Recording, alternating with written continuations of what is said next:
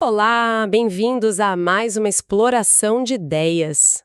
Hoje a gente tem uma fonte bem particular, né? Uma mensagem do profeta Rafael Marinho. Isso aí, uma reflexão interessante. E o ponto central que ele traz é curioso, né? Talvez até um pouco contra o que a gente pensa normalmente. Ele parte daquela ideia de que as coisas mais preciosas, que ele compara a pérolas na nossa vida, muitas vezes nascem de dor, de irritação intensa. É forte isso. Sim, a mensagem até pergunta, né? Você já parou para pensar que a maioria das pérolas da sua vida nasceram de momentos de dor intensa? Fica a provocação. Uma pergunta que faz pensar, sem dúvida. Então, o nosso objetivo aqui hoje é desvendar essa analogia, a formação da pérola, como está lá na mensagem, para a gente entender uma perspectiva diferente sobre lidar com dificuldade, com sofrimento. E tudo isso sobre um olhar da fé cristã que ele apresenta. Exatamente. A gente vai mergulhar um pouco nesse processo natural mesmo da ostra, sabe? E ver como a mensagem usa isso como metáfora para transformação pessoal e espiritual diante das coisas difíceis da vida. Perfeito. Então vamos lá, vamos entender esse processo da pérola, como a mensagem descreve. Tudo começa, né, com algo que não devia estar ali, um intruso. Isso, pode ser um grãozinho de areia, um parasita. Até um pedacinho da própria concha, né? Algo que entra ali no tecido mole da ostra e irrita, incomoda. E a reação dela é fascinante, né? Porque ela não consegue simplesmente, cuspir fora o invasor na maioria das vezes. Não dá. Então, ela começa a se proteger de um jeito muito específico. Ela secreta uma substância, o nácar, ou madrepérola. Ah, aquela parte brilhante de dentro da concha? Isso, essa mesma. Aquele material bonito, iridescente. É como se ela usasse um recurso que já tem, interno, para lidar com aquilo que veio de fora e está incomodando. Que interessante. Em vez de lutar para fora, ela age para dentro. E não é só uma camadinha, né? A mensagem frisa bem isso. Não. Paciência é a palavra. A ostra vai pacientemente envolvendo o intruso com muitas camadas de nácar, uma sobre a outra. A mensagem até compara com uma cebola, em camadas, só que ali o objetivo é isolar mesmo o que está causando a irritação. E essa paciência é fundamental, como a mensagem destaca. Não acontece assim, num estalo. Imagina. Esse processo de cobrir o incômodo, de transformar, pode levar anos. Camada depois mais uma camada de nácar. Vai depositando, isolando aquele corpo estranho. Até que, no final, o que era para ser só uma ferida, uma irritação, vira uma esfera, lisa, brilhante, valiosa. A pérola. Uma beleza que nasceu da dor, literalmente. Exato. E o ponto-chave aqui, que a mensagem explora muito bem, é essa quase alquimia, né? Transformar um incômodo em algo de valor. Não é só aguentar, é converter. Converter. Boa palavra. E essa conversão exige tempo, persistência e um processo ativo de revestimento, vamos dizer assim. A mensagem usa isso para sugerir que a nossa resposta para a adversidade pode ser parecida. Não eliminar a dor de cara, mas ir envolvendo, transformando com algo que vem de dentro. Faz muito sentido. E para conectar essa imagem forte da pérola com a nossa vida, com o sofrimento humano, a mensagem se apoia numa passagem bíblica bem específica, né? Isso. Ela vai lá em 1 Pedro, capítulo 2, versículos 21 a 24. É como se fosse a base bíblica para essa analogia toda. E o que essa passagem traz de tão relevante para essa conversa? Bom, essa passagem é tipo o manual de instruções para essa transformação que a mensagem propõe. Resumindo muito, ela fala que a gente é chamado para fazer o bem, mesmo que isso traga sofrimento.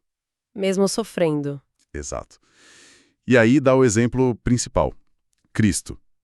Ele sofreu, e sofreu injustamente, sem ter pecado. E não revidou, não ameaçou ninguém. Ele confiou tudo a Deus, que é quem julga certo. Entendi. E o ponto alto ali é a frase final. Pelas suas feridas, ou chagas, né, fomos curados. Ah, então a ligação é essa. A ostra usa o nácar para envolver o que irrita, e a fé, segundo essa visão, oferece um jeito de processar o sofrimento. É isso. Exatamente. Não é evitar a dor, mas responder a ela de um jeito específico. inspirado nesse modelo de Cristo que a passagem descreve. É como se a ferida do sofrimento pudesse ser envolvida por uma resposta de fé, de confiança, de não retaliação, e isso transforma a ferida em algo que cura, em vez de destruir. Interessante, muito interessante. Vamos então detalhar um pouco mais os pontos que a mensagem tira dessa passagem de Pedro. O primeiro você já até tocou nele, é sobre uma mudança de mentalidade, né? Uma metanoia. A ideia de que sofrer às vezes faz parte. Principalmente quando a gente tenta fazer o certo. Sim. E a mensagem coloca isso em contraste com o que ela vê como um impulso muito moderno, talvez da ciência, da tecnologia, de querer eliminar a dor de qualquer jeito. Ah, os exemplos que ela dá. Tipo a cesárea marcada só para não sentir a dor do parto, né? Ou nosso mertiolate que não arde mais? Quem lembra daquele que ardia? Eu lembro. Ardia mesmo. Ou a busca por solução rápida para tudo com inteligência artificial. E aí, em oposição a isso, vem a visão do evangelho que a mensagem apresenta. O sofrimento pode fazer parte do pacote, sim, até como resultado de fazer o bem.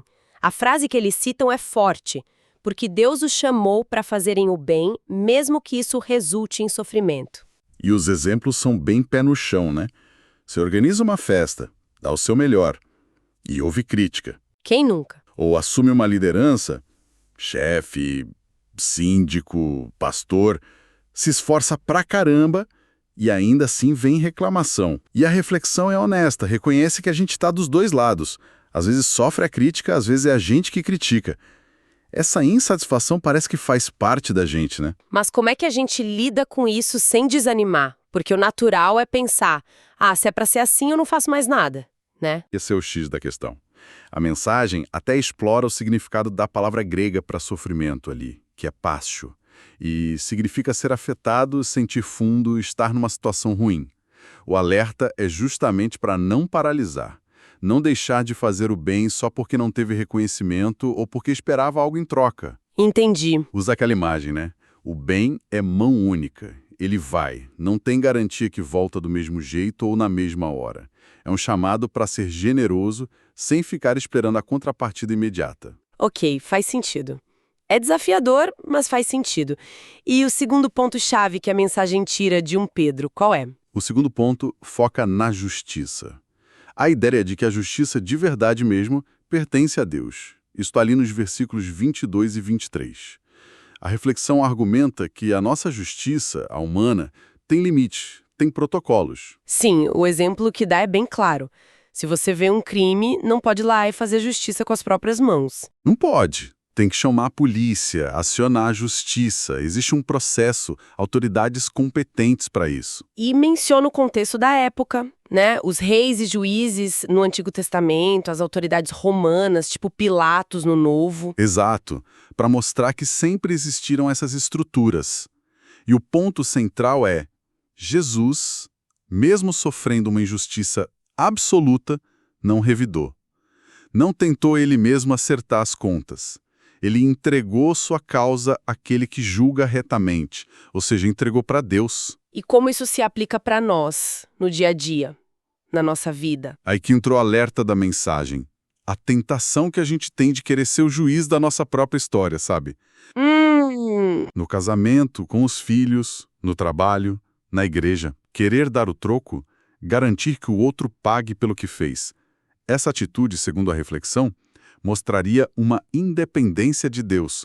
É como se a gente dissesse: "Ô Deus, o senhor não está vendo isso aqui não. Deixa comigo que eu resolvo." Entendi. Tem até uma piadinha na mensagem sobre um juiz que queria ser o relator de tudo, né? Isso, né? Ilustra bem essa nossa vontade de controlar, de julgar tudo. Então, buscar fazer justiça por conta própria seria um sinal de falta de confiança em Deus. É por aí? É por aí. A implicação é essa. Buscar a justiça de Deus mostra confiança, dependência. Tentar resolver na sua própria força mostra independência. E essa independência, na visão da mensagem, pode acabar afastando a gente de Deus. Afastando. A mensagem usa uma imagem interessante. Deus como um gentleman, um cavalheiro. Ele respeita a nossa escolha, mesmo que seja de seguir sozinho. Só que o risco, claro, é que essa independência leve a gente para caminhos complicados. e talvez precise de uma correção mais forte para a gente voltar para o eixo. Cita até Jonas, né? Dentro do peixe, como um exemplo dessa intervenção divina quando a gente insiste em ir pelo caminho errado. Nossa, forte essa ideia da dependência versus independência. Pesado. E o terceiro ponto, o que vem do versículo 24? O terceiro ponto é talvez o mais profundo. A ideia de carregar o que não é nosso, sabe? E isso resultar em transformação e cura. A mensagem foca em como Jesus levou sobre si os nossos pecados. O pecado, nessa visão, é uma carga nossa, humana. Vem da desobediência, não é algo de Deus. Faz sentido. A analogia que usa é como se alguém visse o vizinho cheio de dívida, sem poder pagar, e fosse lá e assumisse tudo. Parece ilógico, né? Mas ilustra o que Cristo fez. E para quê? Qual o propósito disso? O propósito, segundo a interpretação da mensagem, é duplo. Primeiro, libertar a gente do domínio do pecado, morrer para o pecado para poder viver de um jeito que agrada a Deus, viver para a justiça. Certo. E segundo, que conecta direto com a nossa conversa da pérola. Por suas chagas, ou feridas, né, fomos curados. As feridas dele trazem cura para nós. E aí entra outra analogia bem legal que a mensagem traz, né?